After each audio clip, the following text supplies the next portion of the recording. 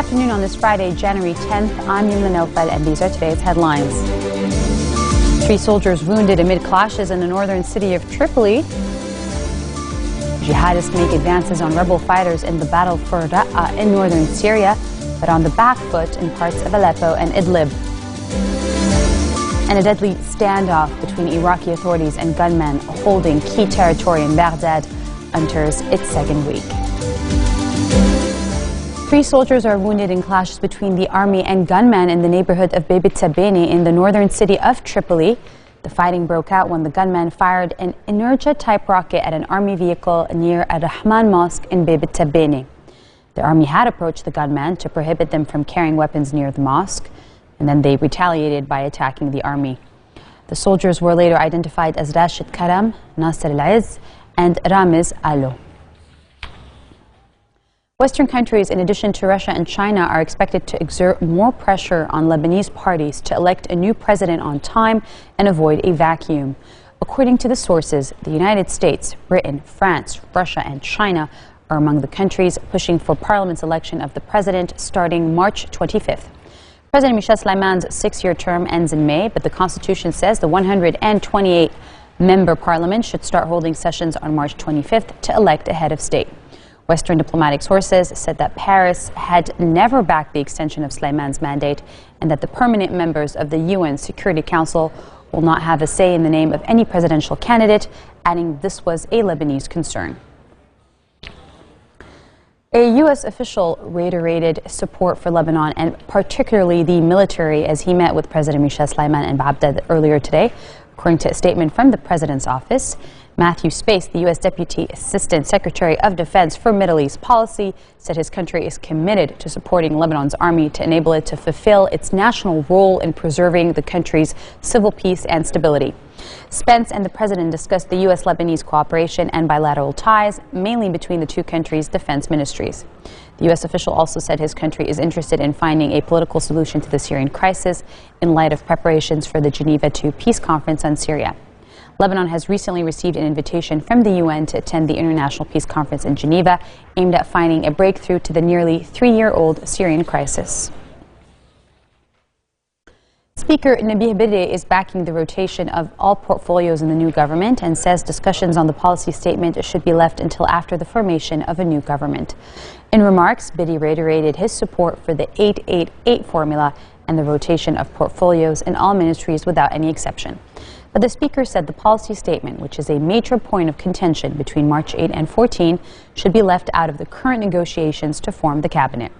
Berri went on to say that the formation of a new cabinet should result from a dialogue between the different parties, refusing to isolate any side, and he insisted that President Sleiman does not accept the isolation of Hezbollah or any other political party. Finally, he expressed fears over the security situation, which he said should speed up the government formation process. The report of the forensic panel confirms that Majid al-Majid died of an illness in prison. Acting State Prosecutor Judge Samir Hamoud reported the results, adding that the body of the emir of the Al-Qaeda-linked Abdullah Azzam brigades will be handed over to his family once the required legal procedures are completed. Hamoud received a request from the Saudi embassy saying the brother of the Al-Qaeda-linked group leader wants to repatriate his body. A Syrian child who was sexually assaulted by a man reported to be suffering from AIDS is undergoing medical checkups and psychiatric evaluation. A statement from the ministry said that the child has been placed in the care of the United Nations Higher Commission for Refugees since Tuesday. The Syrian worker was arrested in Manjayun and is suspected to be the author of the sexual assault on the 4-year-old boy. The man worked for the boy's family after they fled Syria and sought refuge in South Lebanon. Media reports said the man suffered from AIDS and might have infected the boy with the HIV virus. Caretaker Health Minister Ali Hassan Khalil asked the Marjayun State Hospital to support the victim and his family, and the ministry sent a psychiatric and social support team to assess the condition of the child as well as his family.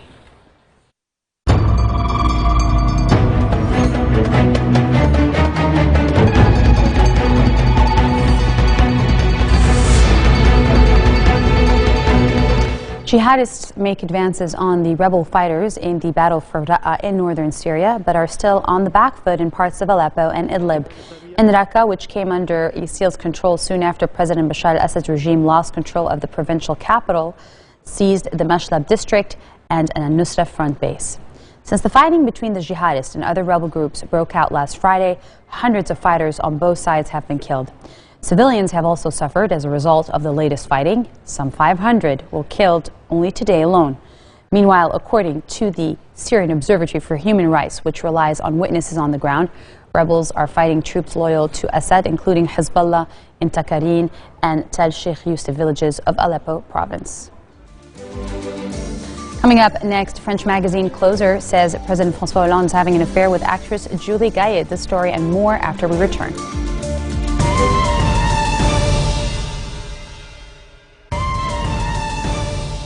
Welcome back. Israel is announcing plans to build more than 1,800 new settler homes in the West Bank and East Jerusalem. The Housing Ministry unveiled the plans for about 1,076 units in annexed East Jerusalem and 801 in the occupied West Bank. The report comes a week after U.S. Secretary of State John Kerry visited the region in his latest effort to push Israeli and Palestinian leaders towards an elusive peace deal. Kerry kickstarted negotiations in July after a 3-year hiatus, but his 10th visit was clouded by bitter recriminations from both sides, who accuses each other of lacking commitment to building peace after decades of conflict. A deadly standoff between Iraqi authorities and gunmen holding key territory on Baghdad's doorstep enters its second week ahead of prayers where militants previously declared an Islamic State. Gunmen seized all of the city of Fallujah, located just 60 kilometers from Baghdad, and parts of Anbar, provincial capital Ramadi, last week, a standoff that a senior U.S. official has warned could take weeks to resolve. It is the first time militants have exercised such open control in major cities since the insurgency that followed the 2003 U.S.-led invasion. The Anbar crisis and a protracted surge in nationwide violence are among the biggest threats faced by Prime Minister Nouri al-Maliki during his 8 years in office, and it comes just months before the first general election in 4 years. The Iraqi Red Crescent said it had provided humanitarian assistance to more than 8,000 families across Anbar, but that upwards of 13,000 had fled. Tunisia is waiting for the president to task Premier-designate Mehdi Joumaa with forming a cabinet of independence to lead the country to fresh elections after the Islamist-led government finally quit.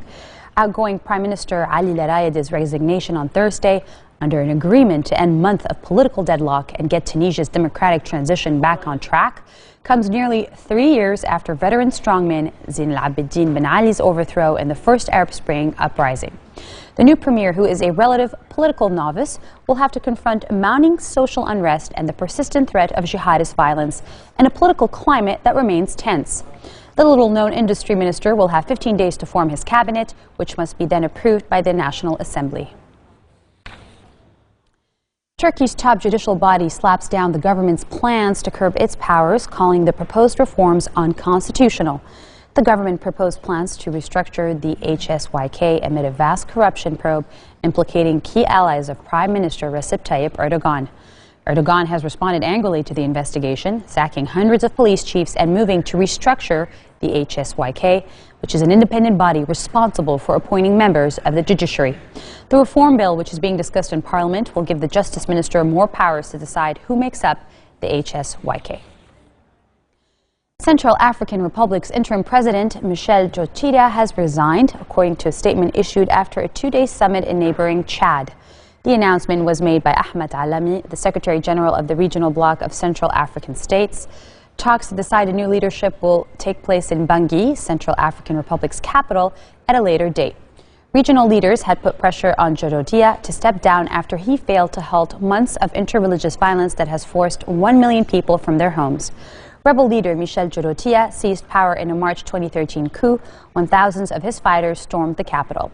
He was later installed as president, while longtime opposition leader Nicolas Tchangjaye became prime minister.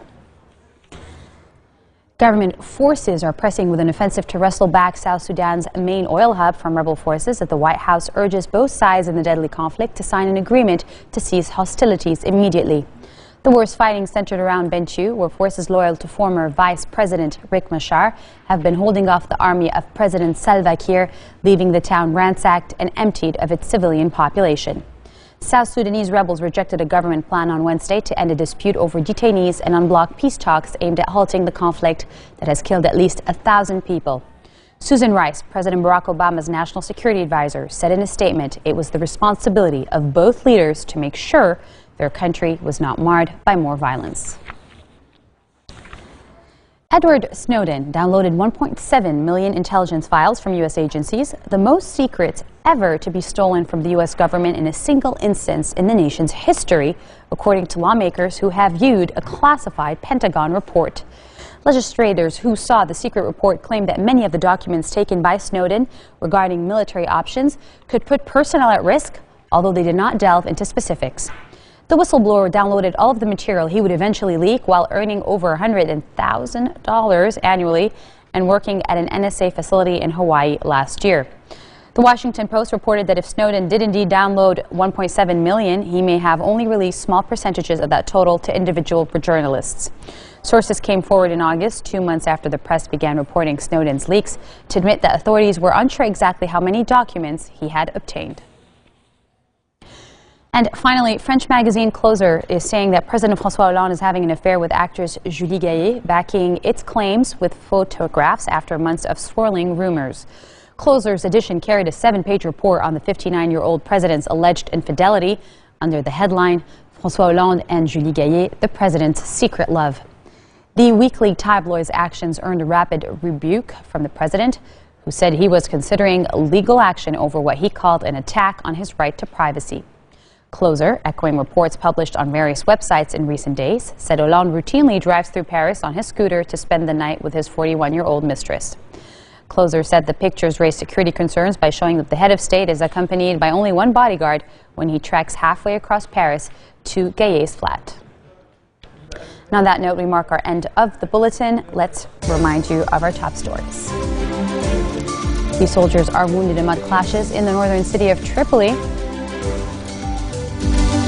Jihadists make advances on rebel fighters in the battle for Raqqa in northern Syria, but are on the back foot in parts of Aleppo and Idlib. And a deadly standoff between Iraqi authorities and gunmen holding key territory in Baghdad enters its 2nd week.